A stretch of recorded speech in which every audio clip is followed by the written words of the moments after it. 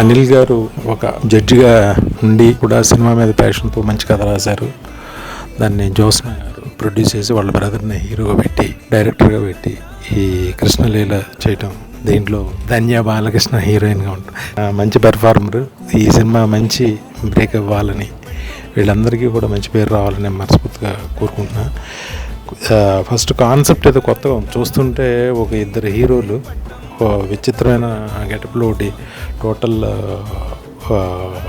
ఒక శివభక్తుడిగా ఒకటేమో మోడర్న్ హీరోలా ఒకటి ఉండడం, ఏదో సంథింగ్ న్యూ బాగుందనిపించింది. ఇది ఖచ్చితంగా హిట్టే. చాలా మంచి పేరు అందరికీ, యూనిట్ అందరికీ చాలా మంచి పేరు రావాలని మనస్ఫూర్తిగా